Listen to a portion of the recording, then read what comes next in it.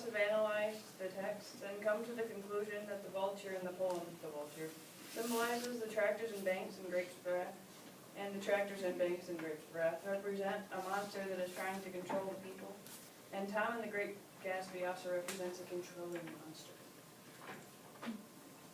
Okay, in the Grapes of Wrath, the tractors and banks are like monsters in chapter 5. The banks are controlling all of the farmers by pushing them off of their land and taking it and destroying their houses and anything else on the land in the process. They know that the farmers will be very desperate for a job and money to feed their families, so they offer farmer jobs as tractor drivers. If one becomes a tractor driver, then they have to knock down other people's houses and drive over them, which is morally wrong because they are destroying their friends' homes for only a few dollars. The thing is, the banks know that certain farmers will take the job because they need money, while others won't. That's, where did I leave off? Oh, that will divide the farmers and make them dislike each other and turn them against each other. That will make the farming body itself smaller and weaker, which is what the banks want. And so they won't be able to successfully retaliate, and the bank gets all the benefits. And our quote is, well, what are you doing this kind of work for against your own people? $3 a day. I got damn sick of creeping for my dinner and not getting it. I got a wife and kids. We got to eat $3 a day, and it comes every day. And that's Steinbeck, chapter 5, Grapes of Wrath.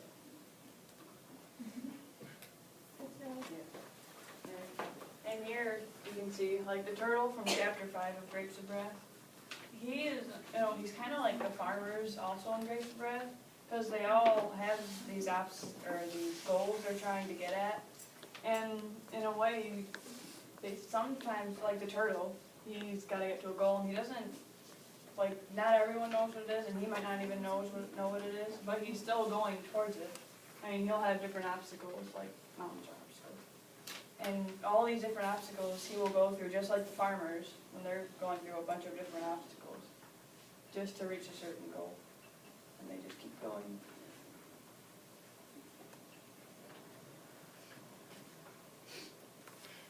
Okay. Tom, the Great Gatsby, is like a monster in the sense that he's controlling over Daisy and others.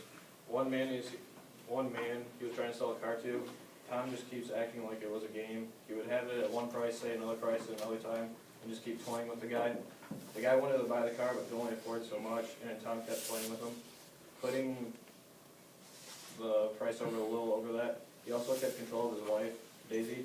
He would go off and have affairs on her and get wild, but the moment she wanted to do something like that, he got very angry with her.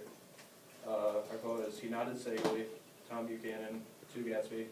And what's more, I love Daisy too. Once in a while I go off on a spree and make a fool of myself, but I always come back. And in my heart, I love her all the time.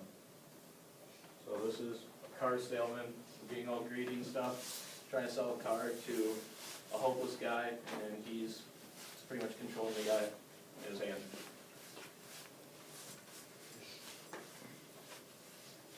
Oh, I'm doing this one. Okay. In the poem, the vulture is like the banks and the tractors and the Grapes of Wrath. The vulture is flying. Why is our background not up there? There's supposed to be a valley and stuff, a cliff. I don't know why it's not there. Okay. Above the man, he wanting to strike and eat him, just like the banks want to eat or ultimately destroy the farmers and benefit themselves while doing it. The vulture is tempting the man to allow the vulture to eat him. The man considers it, just like how the farmers in the Grapes of Wrath consider working as the tractor driver, how it would be nice to have money and be able to feed themselves and their families. The man considers and thinks how magnificent it would be to become a part of the vulture. He does refuse, though, knowing it would be morally wrong to allow a vulture to eat him. And our quote is, my dear bird, we are wasting time here. These old bones will still work. They are not for you. He is not ready to give himself up.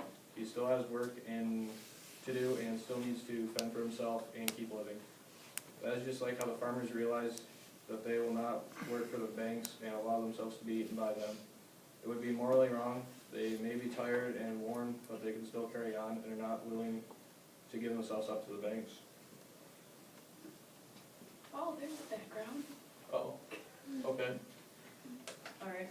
And here, just like that quote he just said, like, the farmers aren't gonna give in to the banks and work for them, you know, they wanna do their own thing.